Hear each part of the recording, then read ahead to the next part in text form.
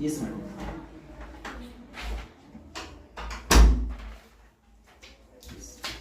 Good morning ma'am. Good morning sir.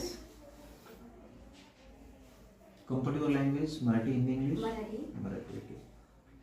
तुमचं self introduction देऊ शकता?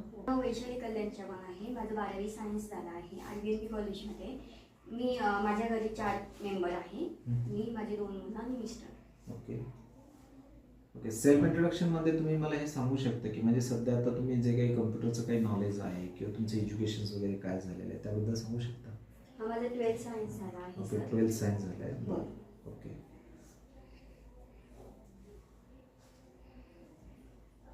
आणि कम्प्युटरचं काय नॉलेज आहे मॅडम तुम्हाला?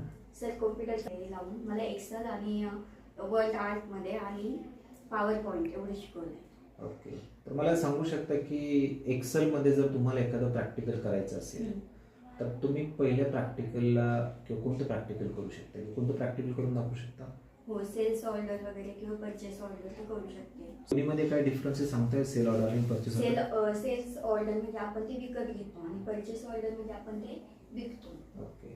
फॉर एक्झाम्पल जर त्याच्यामध्ये आपल्याला जी तो 9 किंवा 10%.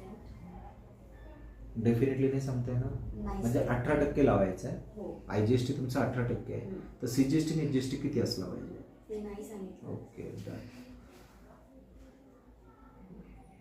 जर तुम्हाला आम्ही ऑपॉर्च्युनिटी जर दिली आणि कंपनीचं उद्या इव्हेंट आहे तर तुम्ही कोणत्या ॲप्लिकेशनमध्ये त्या इव्हेंटला ऑर्गनाईज करू शकता? ओके. तुमचा त्या रिलेटेड फॉर एक्झाम्पल तुम्ही हा माऊस आहे, हा प्रोजेक्ट आहे तुमचा आणि या प्रोजेक्टवरती तुम्हाला काय करायचं? प्रेझेंटेशन द्यायचं आहे. तर तुमचा अजेंडा काय असेल?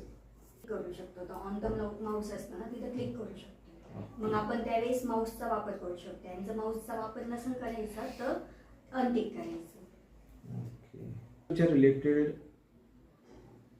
अजून स्पेशली काय नॉलेज आहे की तुम्ही त्याच्यावर तुमची चांगली कमांड आहे? जसं तुम्ही बोललात की मी 4 ते 5 महिने झाले मी क्लास करते, तर त्याच्यावरती असं कोणतं स्पेशल प्रॅक्टिकल आहे की त्या प्रॅक्टिकलवरती किंवा तुम्ही त्या ॲप्लिकेशनमध्ये एक चांगले तुमचे एफर्ट्स देऊ शकता आणि समोरच्याला जॉबला आपण करण्यासाठी तुमचे चान्सेस वाढू शकता? आपण ॲप्लिकेशन वगैरे त्यामध्ये डाउनलोड करू शकतोय किंवा आपण त्याच्यासोबत कॅरी करू शकतोय.